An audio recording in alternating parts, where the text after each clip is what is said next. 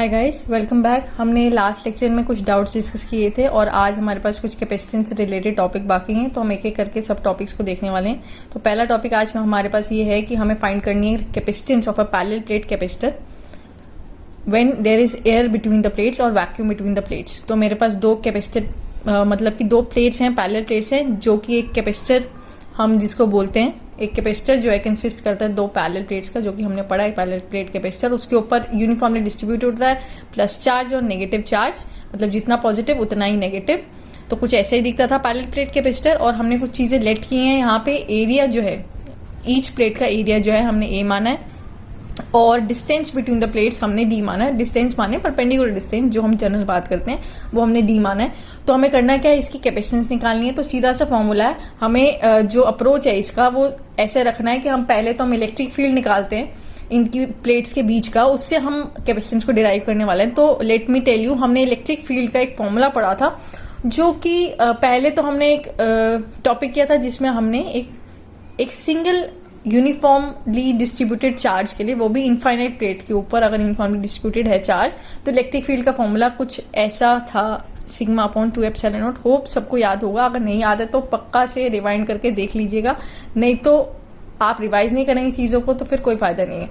तो sigma upon 2 epsilon not formula था। उसके बाद हमने एक कॉम्बिनेशन ऑफ प्लेट्स के लिए पढ़ा था। फिर हमने एक स्पेशल केस पढ़ा था, अगर पॉजिटिव और नेगेटिव प्लेट्स हों, और इसको रीजन्स में डिवाइड किया था 1, 2 और 3। तो हमने ये पाया था कि जो थर्ड रीजन है और फर्स्ट रीजन है उसमें इलेक्ट्रिक फील्ड की वैल्यू 0 थी, और जो सेकंड रीजन है उसमें इलेक्ट्रिक फील्ड नेट जो नेट इलेक्ट्रिक फील्ड आया था वो sigma upon epsilon not. Since मैं यहाँ पे मैग्नीट्यूड की बात कर रही हूँ इसलिए यहाँ पे वेक्टर साइन नहीं लगेगा, ठीक है। तो सिग्मा अपॉन एप्सिलॉन नॉट था between the plates electric field की वैल्यू।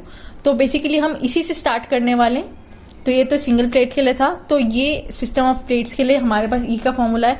तो सिग्मा क्या था, सरफेस चार्ज डेंसिटी थी, और सरफेस चार्ज डेंसिटी को हम क्यू अपॉन ए लिख सकते हैं, ठीक है ना। चार्ज अपॉन में एरिया, सरफेस चार्ज डेंसिटी का एक ही फॉर्मूला था। और सिंस यहाँ D Q upon D A नहीं लिखा है, क्योंकि ये स्मॉल एरिया के लिए स्मॉल चार्ज नहीं है, पूरी प्लेट के लिए पूरा चार्ज क्यू है, और पूरी प्लेट के लिए पूरा एरिया जो कि हमने ए लेट किया वो है। तो A Q upon A epsilon naught, ये हुआ सरफेस चार्ज डेंसिटी का फॉर्मूला। ये पूरा मतलब कि ई के बराबर है। तो अभी हमने इसका एक और फॉर्मूला पढ़ा है, ई का एक छोटा सा रिलेशन डिराइव किया था। जो ई होता है वो dv बाई डी आर के इक्वल होता है, मतलब कि जो इलेक्ट्रिक फील्ड होता है वो ग्रेडियंट ऑफ पोटेंशियल माने differentiation of potential with respect to distance होता है।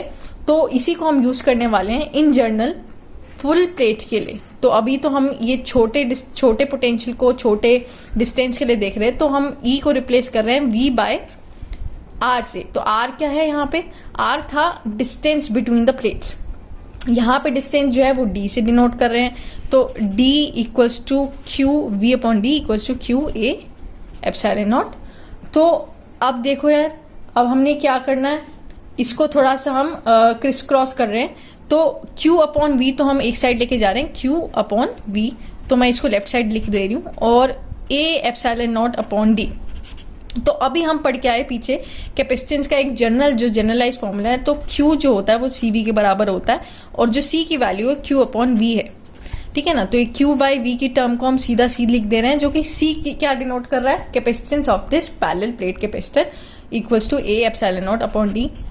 बहुत सिंपल सा डेरिवेशन है, इसमें कोई लंबी चौड़ी बात नहीं है। A epsilon naught upon D जो है एक कैपेसिटेंस है पैरेलल प्लेट कैपेसिटर का।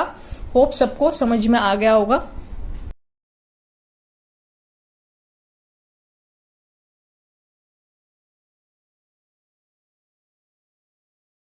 तो हमारे पास ये फॉर्मूला आ गया कैपेसिटेंस इन एनी मीडियम।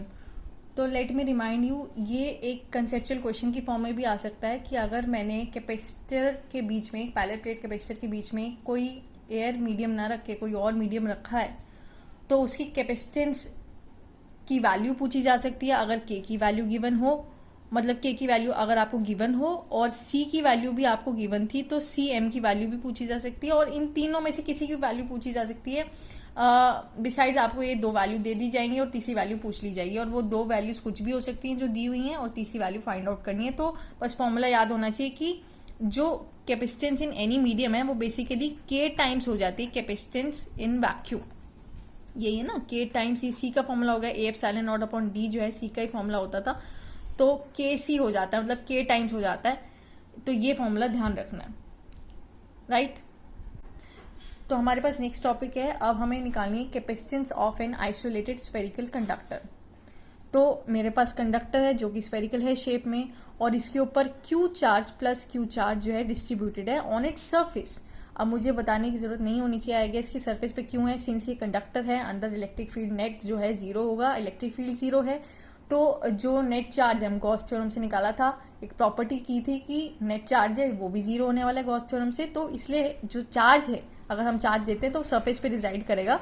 अगर सरफेस पे रिजाइड करेगा तो ये हमारे पास टॉपिक है कि सरफेस पे रिजाइड कर रहा है चार्ज, और हमें इस स्फेरिकल कंडक्टर का कैपेसिटेंस निकालना है। तो जो क्यू चार्ज है यहाँ पे डिनोट कर रहा है कि जो हमने स्फेरिकल कंडक्टर को चार्ज दिया है, स्फेरिकल कंडक्टर को जो हमने चार्ज दिया है वो है, और जो V है वो पोटेंशियल है एट इट्स सरफेस। क्या पोटेंशियल होगा एट सरफेस, उसको डिनोट कर रहा है।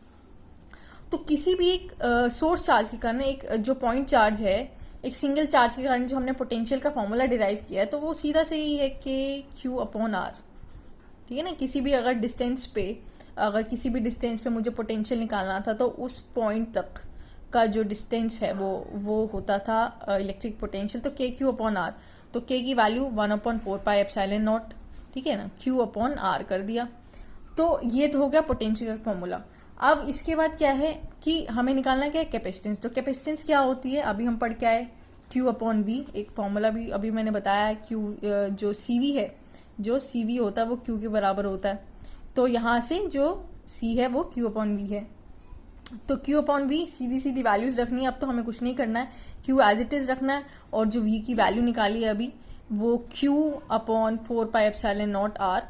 तो बहुत आसान सा और जनरली यूज होने वाला formula 4 epsilon naught R derive हो गया। कोई लंबी चौड़ी डेरिवेशन नहीं है, कुछ भी नहीं है, ये as a conceptual, as a छोटा सा डेरिवेशन जो 1 मार्क 2 मार्क में भी आ जाता है, जो कि एक्चुअली एक ऐसा टॉपिक है जो कि बच्चे स्किप कर जाते हैं, और बट ये टॉपिक इजी भी है, इसीलिए एग्जाम्स में आ जाता है।